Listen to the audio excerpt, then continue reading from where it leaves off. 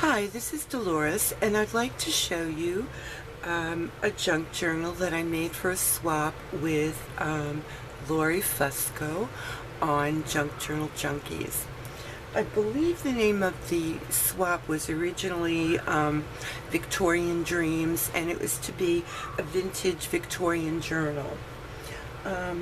So for that reason, I was reminded of a paper by Hapa Chick Creative, which was formerly called Victorian Daydreams. It's now called Victorian Journal, and I used many of those papers here. So this is the front. This is seam binding and a vintage button. Here's a crown, and I'll explain the theme of the crown as we go along. This is an applique from, I believe, for like a wedding dress applique that would go in the front of the dress, you know, and the peak here being at the throat, so that it comes down, you know, like that and like that. Back is very much the same. There's a charm, and I have a large crown on the charm in addition to an elephant for good luck, can you see, and a hamza, which is a Middle Eastern symbol to keep the evil eye away. It's a little hand. So it opens this way. Whoop. Just one. It's this one.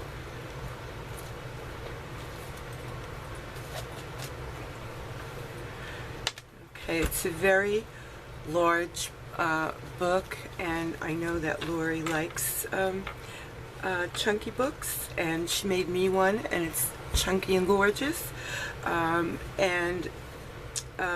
This cover is from a psychiatric textbook from the 30s, so had it for a while, and it's just generally outdated and pretty funny in places. So here's the inside cover, and what I used in addition to those papers was a book of the Dover editions. I don't know if you know them. They print out of copyright materials, and it was very useful to me when I was teaching poetry, particularly because for $1 students could buy many works of a single poet and not have to spend $70 or $80 on a textbook, but just buy the ones that we were going to be working on. So this is a book of fashion, 19th century fashion, and it's I cut out some of the pictures and used some of the other ones, illustrations of wedding gowns, and these are probably the afternoon dresses that would be in a bride's trousseau. And this is probably from the 1830s, these two, I believe. I'm not positive, but that's where I think they're from. This paper is from the collection Victorian Daydreams, which, as I said, is now Victorian Journal. And it's a very beautiful paper, and I've used it in various ways throughout. I have many cards for journaling, because I know Laurie doesn't like to write out, you know, journal pages, and I don't either, and I like to have little cards to write on my thoughts and then expand on them elsewhere if I need to. So what I thought was, we always do Victorian journals, I do a lot of them, and actually I'm a Victorianist professionally, and I know a little bit about Queen Victoria, so I thought I would focus on her a little bit in this journal. Here's her coronation portrait, and you notice that the colors are very rich and dark, I guess, and serious. The nation, or you know, England, took its feelings up, you know, its feelings about domesticity and the role of women in the family from Victoria. She was very young when she became queen. I think she was 18. And she was finally free of her oppressive upbringing. Her mother had custody of her. I think her father had died. And her mother brought her up in a way that was according to a strict structure. I'm thinking of Jeremy Bentham, but maybe that's not exactly what it was. It was similar. It was like everything is a structure. Everything has to be done a certain way at a certain time. And there was a lot of seriousness. There was no gaiety, no joyfulness, no laughter. So a lot of that somber feeling, from the top down, affected the entire country. However, the other thing that affected the country very strongly was the fact that when she finally married a few years after she was crowned, she married someone she really loved. It was an approved marriage, and she married Albert, and she was deeply in love with him. He was very kind to her, and she wrote about how happy she was with him. And they had 9 children. So the theme of domesticity and family life, children, loving and respecting a spouse, is a very strong component of Victorianism. What else do I want to say about her? She was primarily a wife and mother, I think. There were some downsides to that because women were thought to be less intelligent than men, and thought that it was thought that they couldn't succeed in the world. Now we know that's not true, but it gave them a safe haven. The fiction of it was a safe haven for women. Anyway, there's Victoria.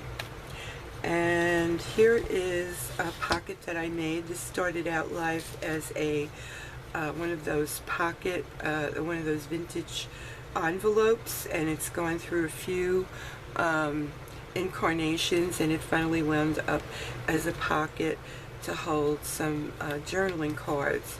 And this is a woman artist, and I believe she's painting a male artist, which is very funny in a way. I mean, because men had been the ones that painted and represented women, and now here you have a woman artist painting, I forget who that is, but it looks like a famous artist. And this one is just says 100% genuine, hand-picked art. I just pulled those randomly out of the pile of words that I had. So this goes in here, which I'm ultimately happy with, but I wasn't happy with it for a very long time. Here's another picture of Victoria that I mounted on this beautiful Tim Holtz paper and put some stickles on her. Here's an envelope that I made out of origami paper, and it has some papers inside. Here's a crown. This theme is crowns. This is a spot for journaling, very little. A doily. And this is parchment paper that's been baked, a coffee dyed and baked, and some crowns here as a journaling card. This is like Yvonne's little thing that she does, and I put Victoria on it. I have a whole sheet of paper with the name Victoria all over it, all little Victoria stickers, because of an album I did, a wedding album I did for my niece, and I forgot to give her the leftovers, so that came in handy. Here is a crown hair tonic, a crown in a chair, and here's a piece from the paper collection that I put on a book page. Now, the book I used here was Jane Eyre, which is a Victorian book, 1846, and my favorite book, I think. This is also from the collection. It looks like Cinderella's wedding dress. There's a lot of stickles on this and a lot of pearlized paint and so on. Here's an image that I put some pearlized paint on it and mounted it and made a little booklet out of it. I still haven't got the knack of putting the beads on properly. I think there's one too many there, but someday I'll get it. Some crayon paper and pearls and lace, and this is a doily and some flowers that I put some bling into. This is from the collection. Although it's a very colorful, I love the colors, picture, I don't like it because it's not Victorian. It's from the Ancien Regime, and you can see the tricorn hat and the pants, and what it looks like to me, or resembles very strongly, is from the Marriage of Figaro, where the Count Almaviva tries to seduce everybody, and the point, all the women, and the point of it is that he doesn't get to seduce anyone, which Figaro, who's the barber of Seville in a former story, is now his, I guess, handyman. I don't know what he does around the palace there, but he the main conflict in the play, not so much the opera, but in the play, is that he claims that he is a man, a self-made man, but the Count is a great man because he was born great. So this is like Machiavelli's idea of the man of virtue, who makes his own way in the world, makes his own luck. And as you know, a few years later, after the revolution, in France anyway, men were not entitled to be important by reason of birth. It had to be men of virtue. So I don't like the seduction of the young girl, but that's a pretty image. Here's a fan, matches the fan on here. And this is the other images I got from Pinterest. This is a white envelope. Inside is some paper, dyed paper, coffee dyed paper, and a little, this is that baby headband lace. This is an image from the collection, and I really love it very much. She's got, I don't know if it's a butterfly or whatever on her head, but it looks amazing. I don't know what these are, butterflies or what. It's not clear enough for me to tell. I don't think it's meant to be that clear. I painted this copper and put on the lace and the bling.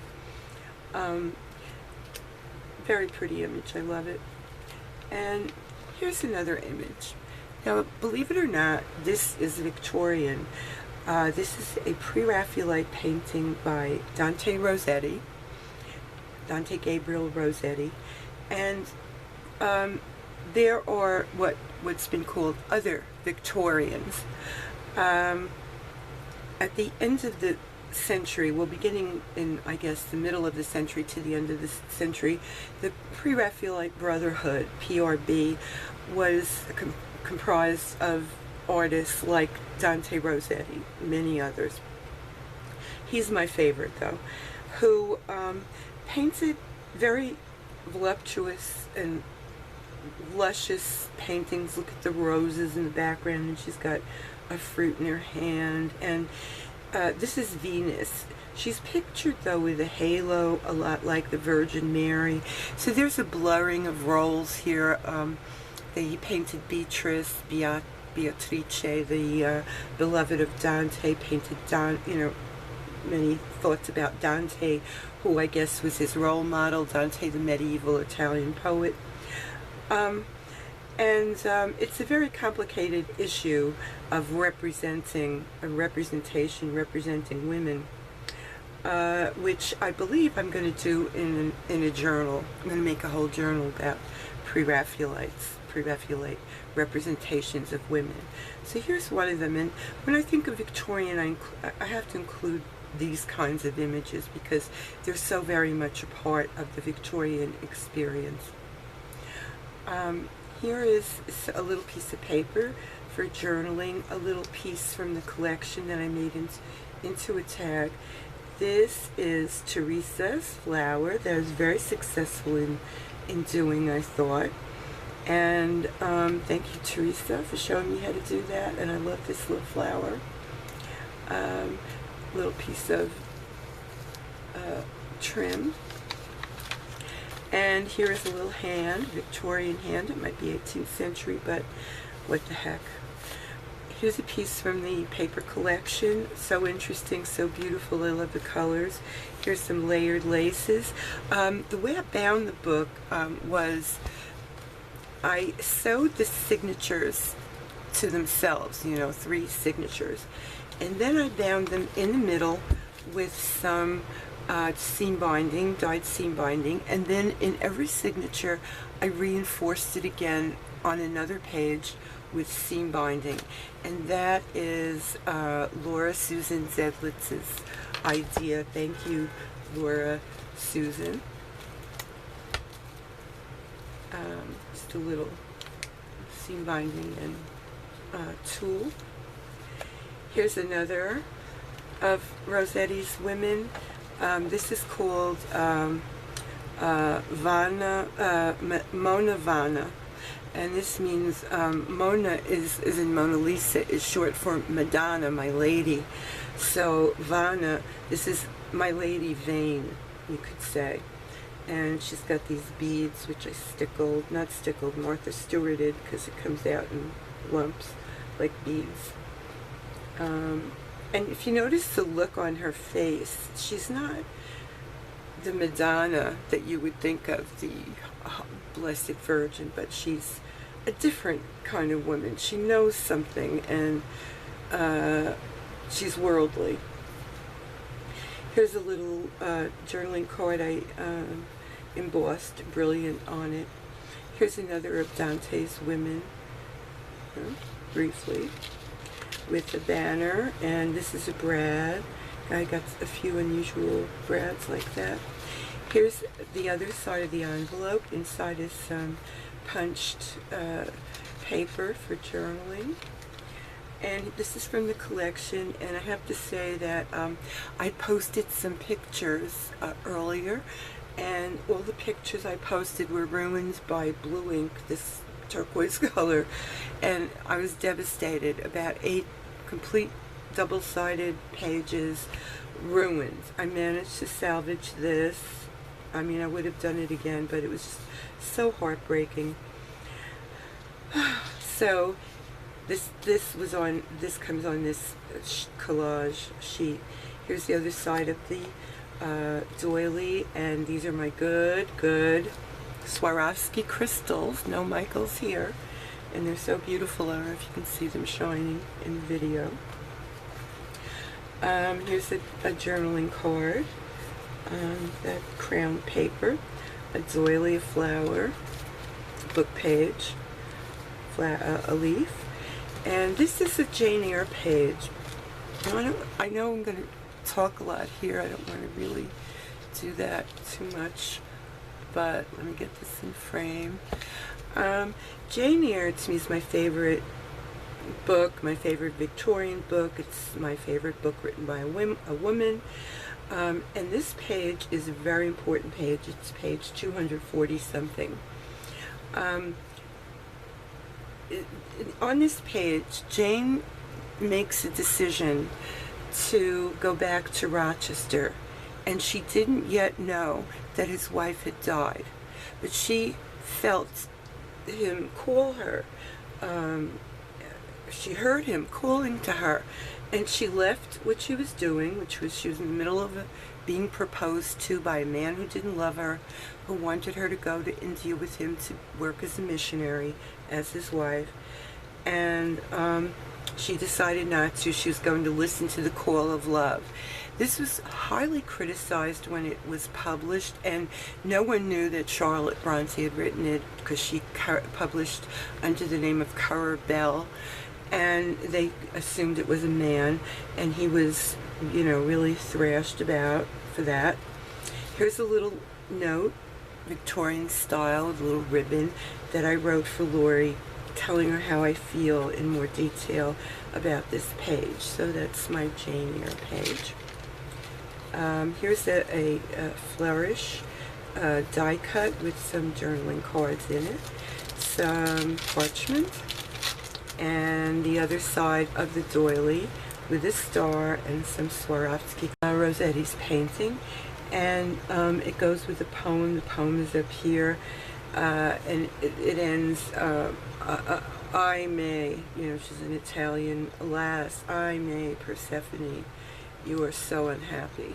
You know, she was kidnapped by Hades, the god of hell, who happened to be her uncle, taken down to the underworld and made to be his queen.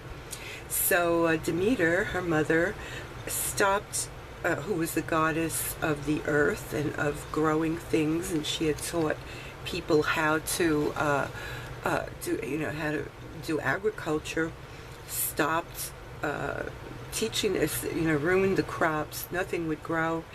And they made a deal, Zeus made a deal with her so that she could have her daughter back 6 months of the year. So when Persephone goes back down into Hades, hell, it begins to get cold, the earth gets dry, nothing grows, and then when she returns, spring comes and we have vegetation comes back. So that's this story. She's holding a pomegranate because Zeus had said that the rule was you couldn't eat in hell. If you did, you would never return. She had eaten a pomegranate seed, something so small and insignificant, and it changed her life because she could never fully come back to earth. So that's her story, the tragic story. Look of unhappiness on her face is, epic. This is from the collection, and there are stars here that I also outlined with gold paint, and I added some stars along here. There's a crown diamonds card, another crown. This is from book pages, a little lace, journaling, two little pages, 3, and some tags. This is from the collection, and this also is from the collection, and these are other diverse things that I had, some paper, and a little piece of ephemera that I got from, very pretty colors, that I got from Pinterest. And here's some paper for writing. I know Laurie likes to write on little pieces. I'll glue that down. The next signature begins with, this is a tissue paper that I decoupaged onto some paper. And again, this image was just so beautiful, and the corresponding pieces, I printed it out into different sizes, and this one is a little booklet that can be written in. And here are just some pieces of paper that I decorated.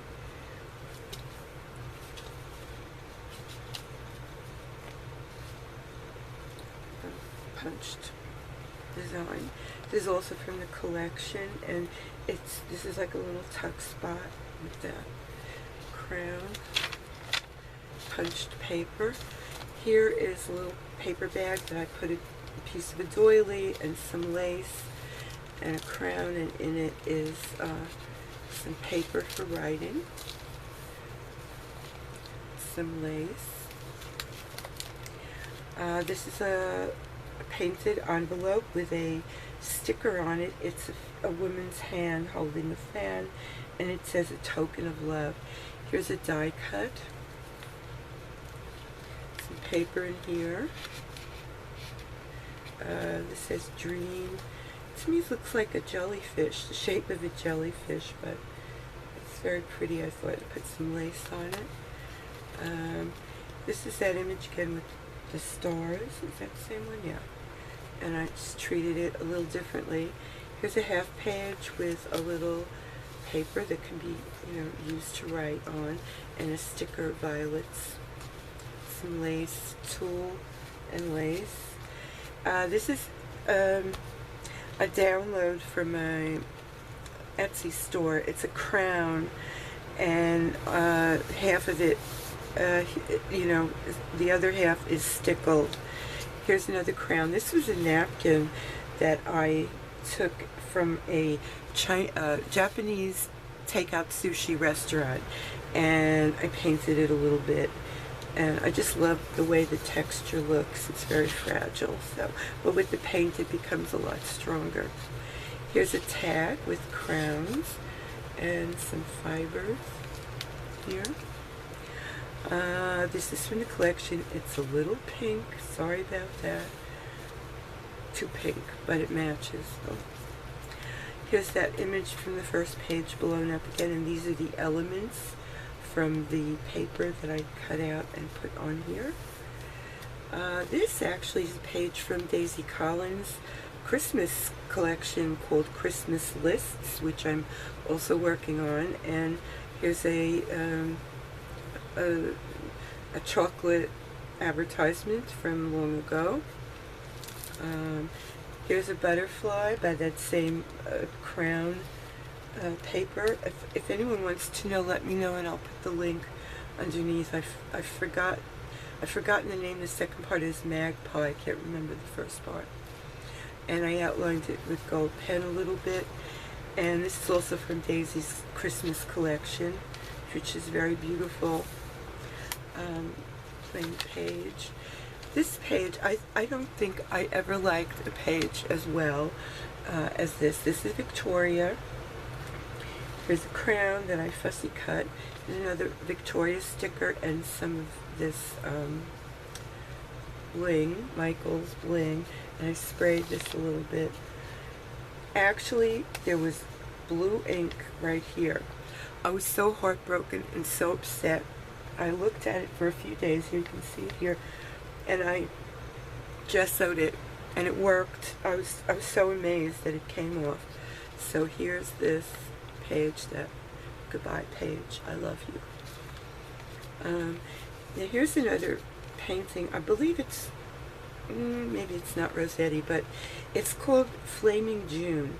And if you see this in person, or a better reproduction than this is all see-through. You can see the whole body. It's a woman lying on some kind of balcony or something overlooking the sea, and she's in a state of complete relaxation. The idea maybe is the viewer could imagine going up to her and, you know, doing whatever. Not what we consider Victorian in a general sense, but this is very Victorian. Another little fact is that this was true. I don't know if it's still true because of the internet, but the most pornography that's ever published was published during the Victorian era. There was a whole secret life of Victorians. These are some more Swarovski crystals on there. Here's the other half of the crown, which I stickled. Maybe it's too much, I don't know, but it looks good to me. Here's some journaling cards, embossed butterfly. Here's the little envelope I made.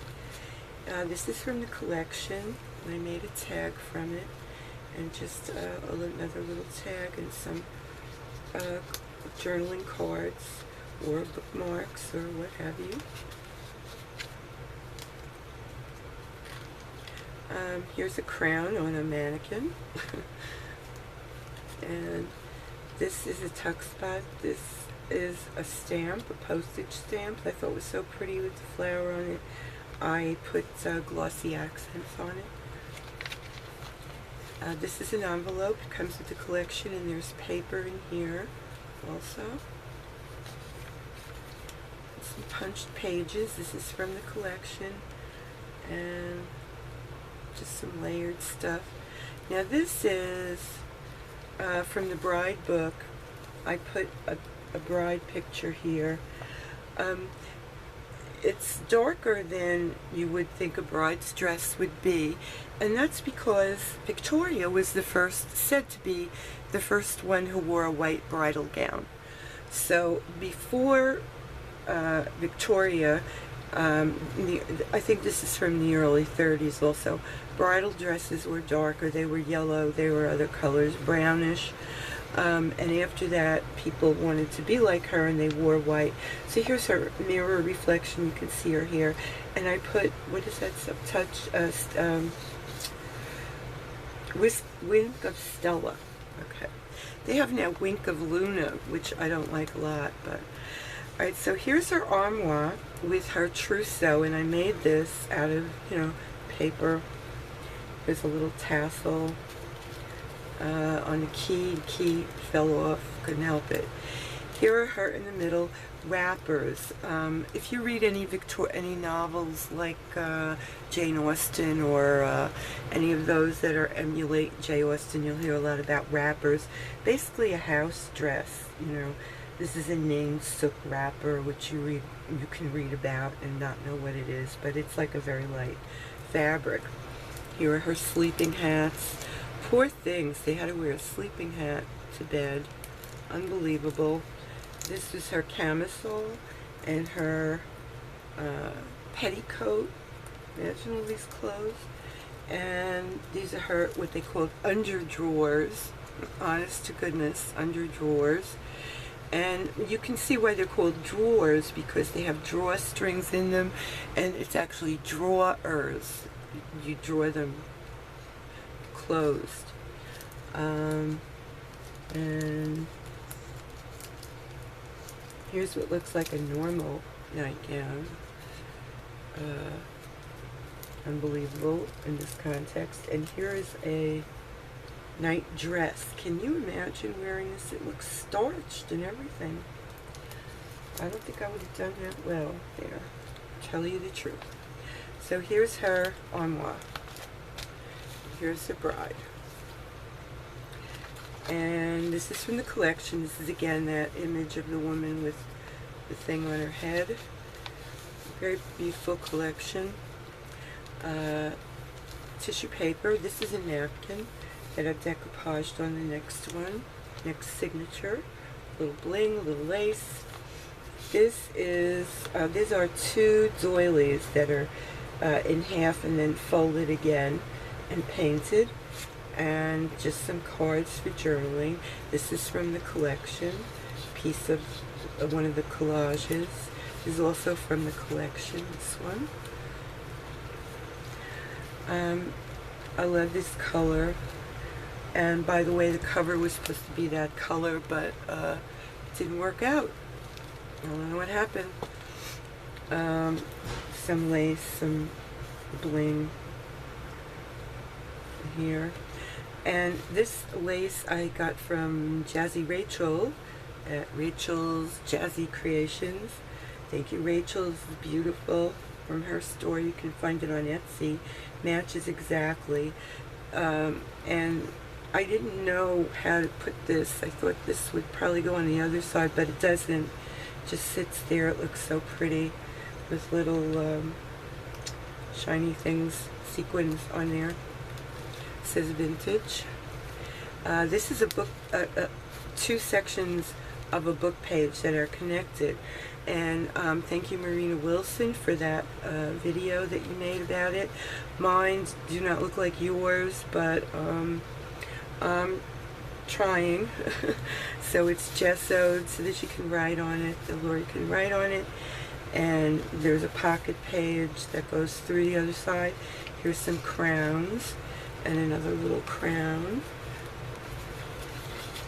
Crown. Empire. And here's a tag, and this is a little piece from Love is Chic, Ephemeris Vintage Garden. This is like kind of my favorite paper in the whole world, this particular one.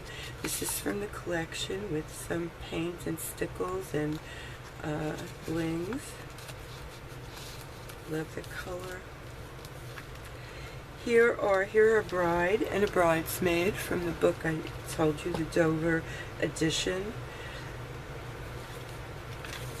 And this is from the book also, and I did it with watercolor pencil, Inktense pencil, and made a tag.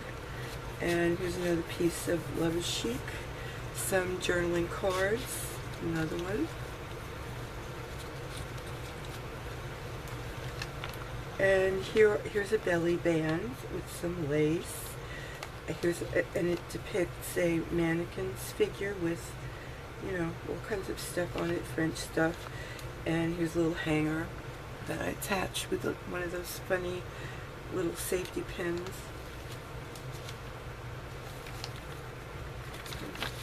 Journaling, some tags, and just some blank paper. Butterfly. This is a napkin also. Here's another tag I made from that book, and I did it with the watercolor pencils, ink tints, a little leaf, a little